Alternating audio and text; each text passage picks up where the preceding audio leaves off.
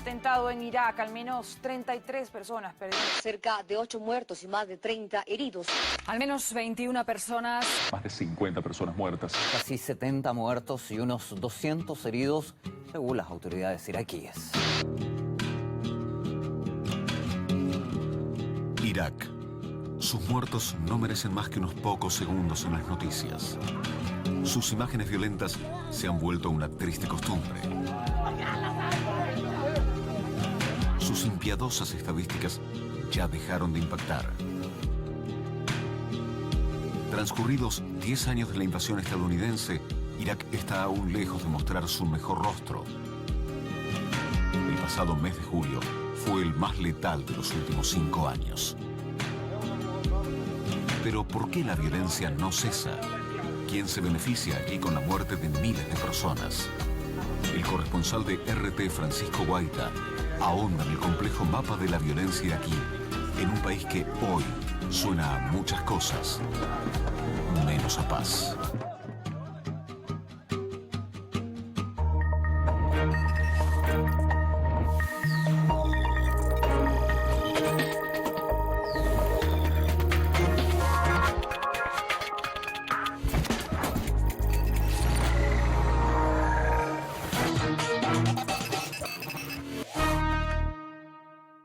El día que viajaba a Irak desde Moscú, esa tarde ocurrió un atentado. Esta vez el sonido de la explosión no sonó ni en Bagdad ni en ninguna ciudad iraquí, sino que fue en Boston, en Estados Unidos. Como todo atentado, un hecho triste, trágico. Los servicios de inteligencia estadounidenses comenzaron a trabajar. Las noticias no cesaban y en pocas horas se creó una especie de show informativo en búsqueda y captura del autor del atentado.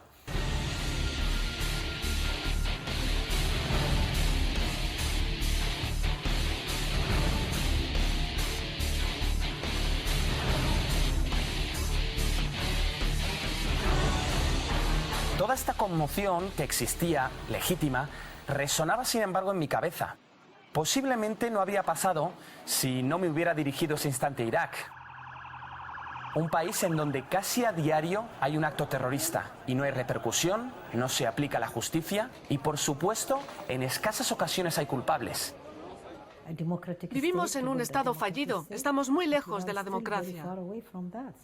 Irak es un país en donde te encuentras a ciudadanos que ya tienen asumido por completo las desmesuradas reglas caprichosas de la violencia. Somos el objetivo de los atentados, la gente común y corriente, el ciudadano de a pie. Y no solo eso, sino que cuantos más nos maten, mejor.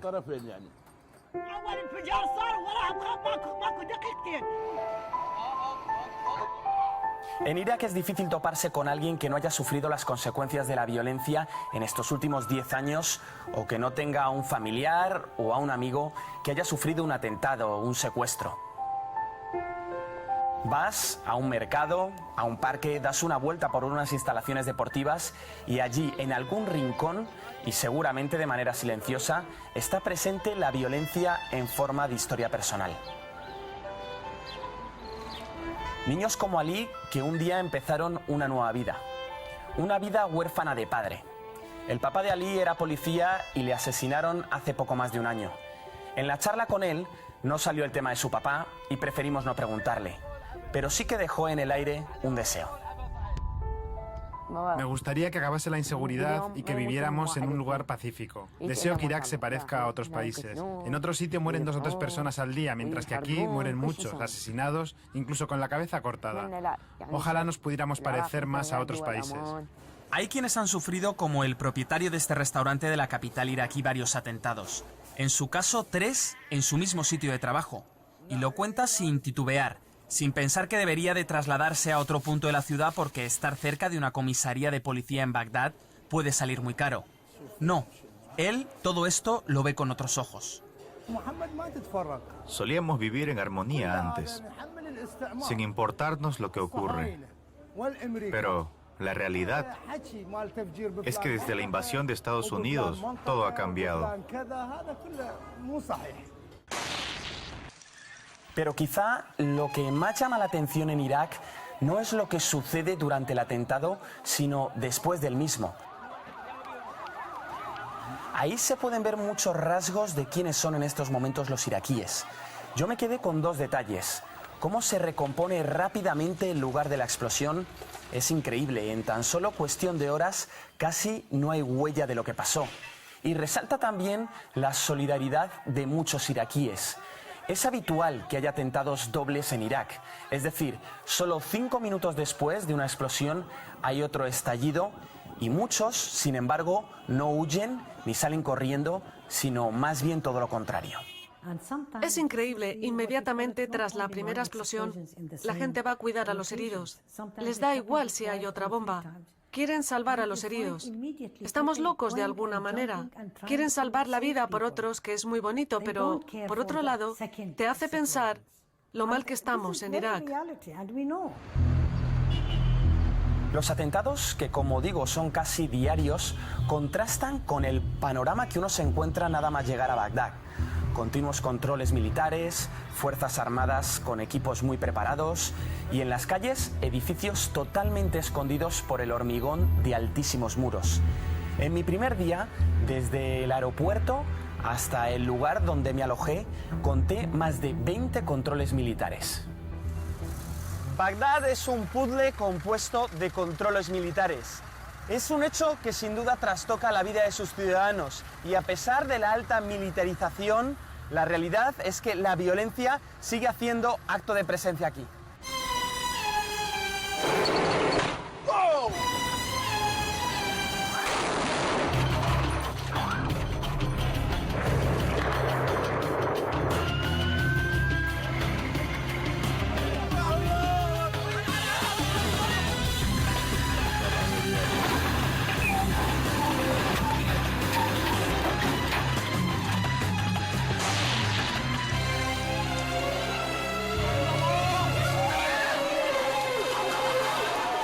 Y es precisamente esa cuestión la que me rondaba por la cabeza según iban pasando los días en Irak. ¿Cómo es posible que sigan habiendo tantos atentados, a veces incluso en ministerios o lugares oficiales, si son tan numerosas las fuerzas del orden público?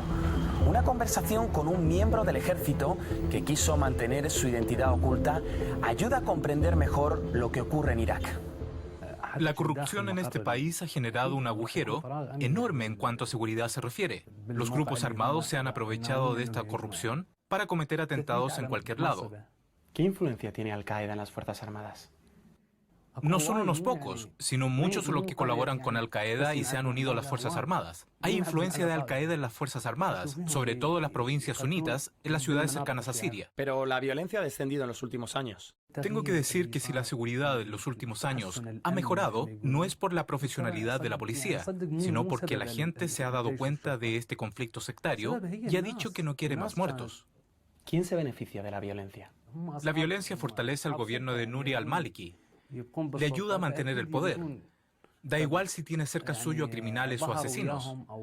Al-Maliki toma ventaja de la violencia sectaria para mantenerse en el gobierno y utiliza milicias como Asaid como instrumento para conseguirlo. La violencia se ha convertido en una herramienta para unir, para mantenerse en el poder o para generar miedo al oponente. No hablo de que sea una estrategia de los grupos armados ni de las milicias, sino que es una estrategia de las formaciones políticas en Irak. No podemos decir que todos los grupos políticos tienen un brazo armado o una milicia. Pero lo que sí es cierto es que todos los grupos políticos utilizan la violencia para conseguir y obtener más poder. Precisamente un corresponsal que lleva viviendo más de 2 años en Irak me hizo una reflexión que creo que simboliza la situación actual del país. Aquí es difícil, decía, encontrar a un político que tenga las manos limpias y que pueda decir yo no tengo nada que ver con la violencia que existe.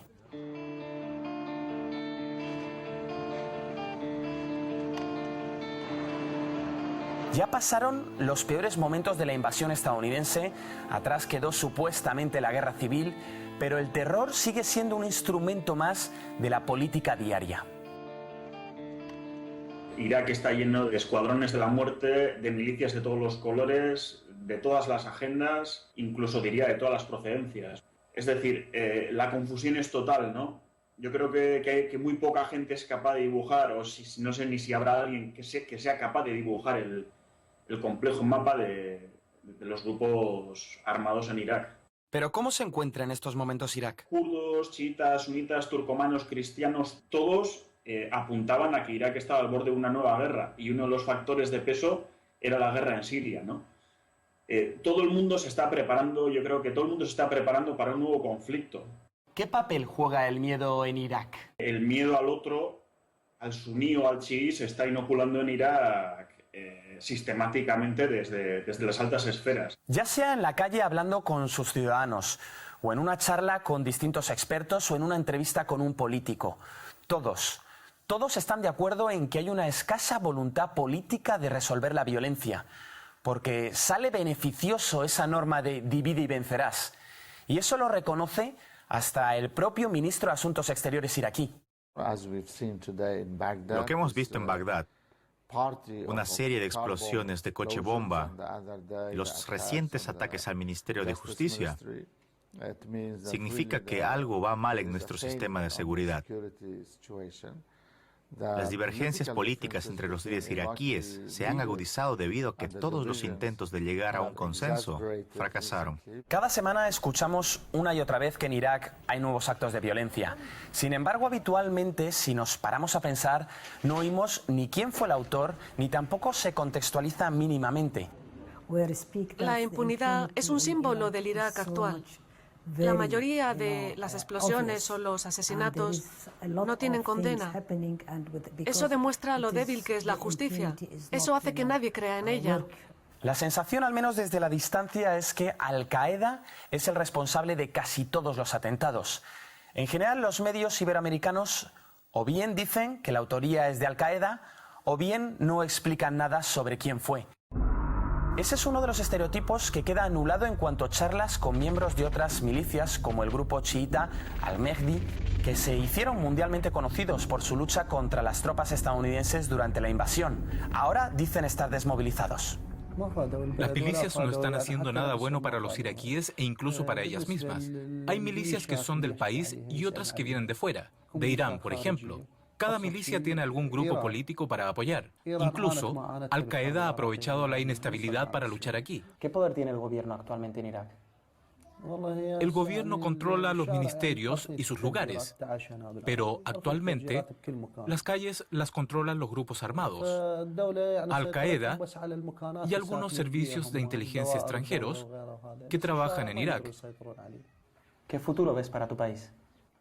Si las cosas siguen así, no hay futuro. Si uno comienza a analizar cuántas milicias y grupos armados tiene Irak, podríamos decir que muchísimos y de distintas tendencias. La composición de ellas en Irak es tan enredado como los cables de electricidad que sobrevuelan Bagdad. La ocupación estadounidense trajo consigo este pesado lastre que a día de hoy sufre el país. Por un lado, surgieron grupos insurgentes que lucharon contra las fuerzas occidentales y más tarde Washington ayudó a crear grupos paramilitares iraquíes para pelear precisamente contra esos propios insurgentes. Estados Unidos tiene mucha responsabilidad en todo lo que pasa en el país. La nueva cúpula del gobierno está aglutinando a gente no profesionales. Los traen al ejército y no saben nada acerca del negocio de la seguridad. No son leales a los ciudadanos ni al país, sino a su grupo sectario o político. Pero lo que es una realidad en Irak, y no es noticia, es que la violencia ha descendido. Si comparamos sus índices de violencia con respecto al 2006 o al 2007, este país ha dado varios pasos hacia adelante. Y eso se puede ver en sus calles.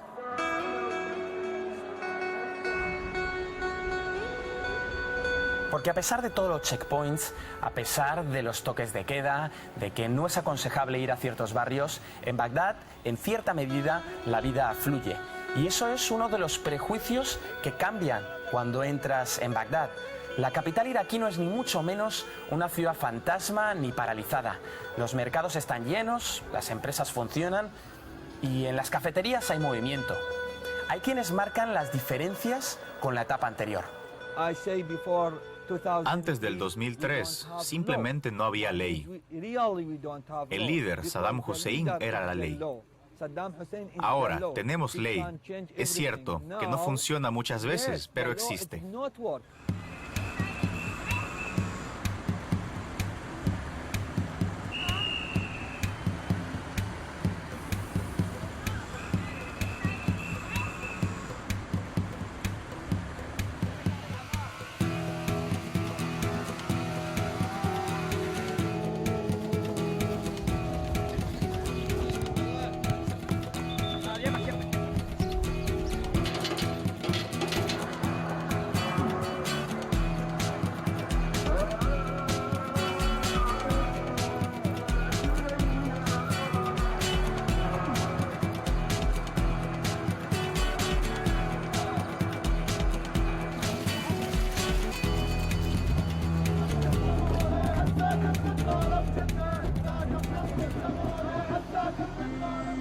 En Irak parece que no puede haber una noticia buena y que la siguiente no sea mala.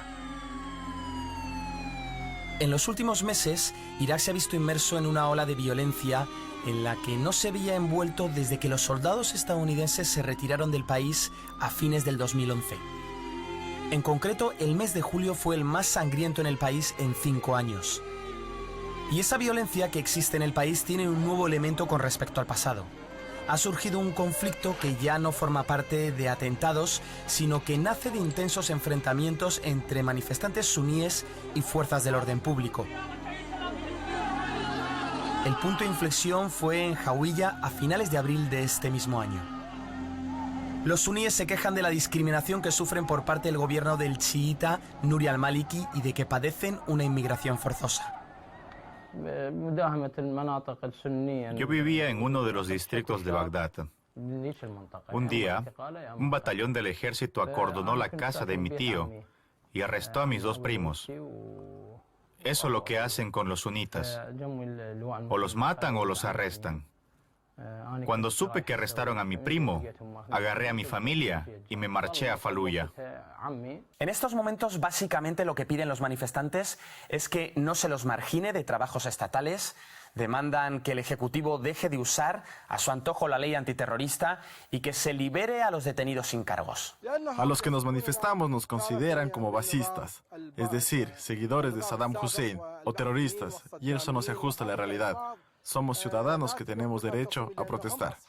Pero dentro del país hay muchísimos matices y muchísimas opiniones. Hay quienes, viendo lo que está ocurriendo en Siria y lo que ha pasado en la primavera árabe, aseguran que hay que saber distinguir entre la verdadera protesta de los manifestantes y los intereses políticos y económicos de algunos países. Al final, cuando escuchas el sonido de la protesta, es una mezcla de melodías. Es difícil saber qué tono le corresponde a los manifestantes, cuál a los grupos armados y cuál a las formaciones políticas.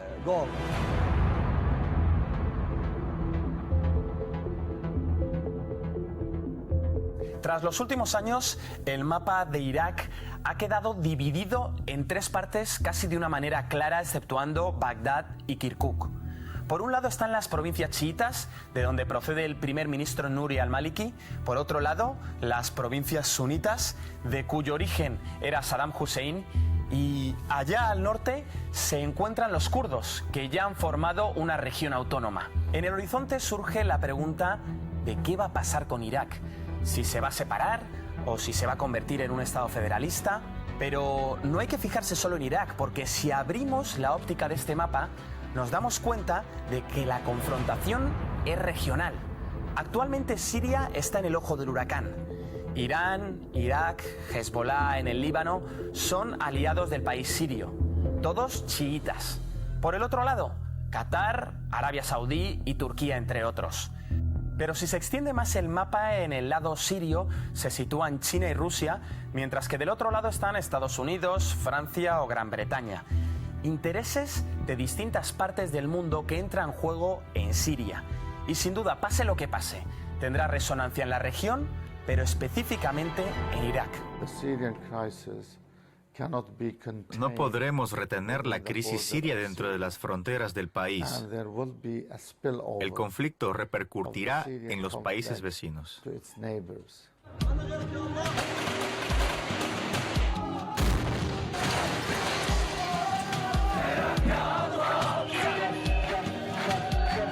más, un corresponsal de guerra iraquí me decía tajantemente: ahora el futuro de Siria e Irak están intrínsecamente ligados.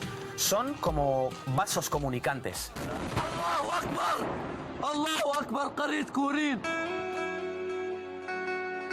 Una opinión que también comparte un miembro de Al-Qaeda con el que tuve la oportunidad de charlar.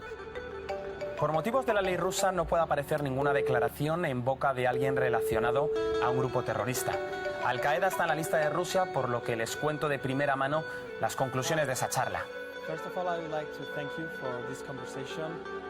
Lo primero, y lo que creo que es muy interesante, es que durante esa conversación la persona de Al-Qaeda me comentó que derrocar al gobierno sirio es la única oportunidad que tienen para cambiar luego al gobierno iraquí. Me contó también que habían sobornado recientemente a un militar iraquí para cruzar la frontera entre Irak y Siria. El pago dijo que es de $800. Ante la pregunta de si es momento para la paz, contestó rotundamente de que hay que seguir luchando, que no es momento para abandonar las armas. No duda que a día de hoy Irán es el principal enemigo para ellos. Así es, mucho más peligroso dice que Estados Unidos.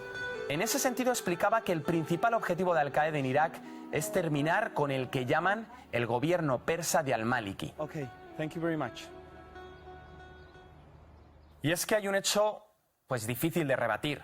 Tras la invasión estadounidense de 2003, Irán ha ido ganando poco a poco más y más influencia sobre su vecino Irak.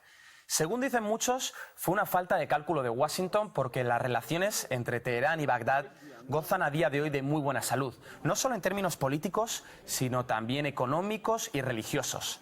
Hay algunas partes de la capital iraquí que recuerdan más al propio Teherán. Con sus acciones, Estados Unidos no solo ha abierto las puertas de Irak a Irán, sino a muchos otros países vecinos.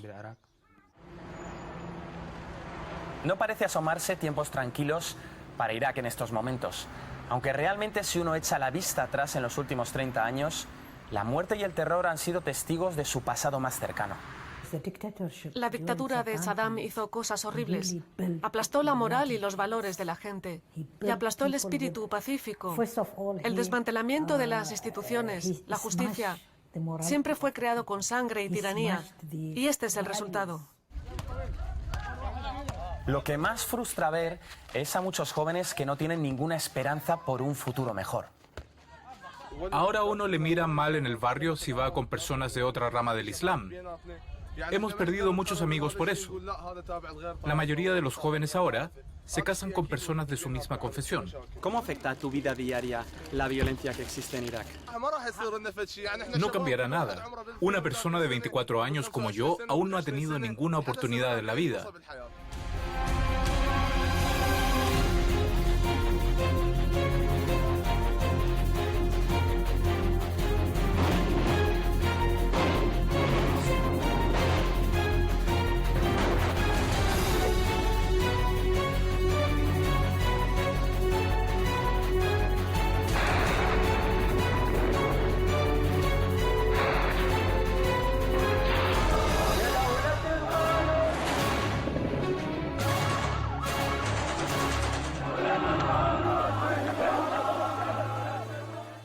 Lejos de recuperarse, Irak, después de 10 años, continúa sumido en una espiral de violencia, una violencia sectaria que parece no tener fin.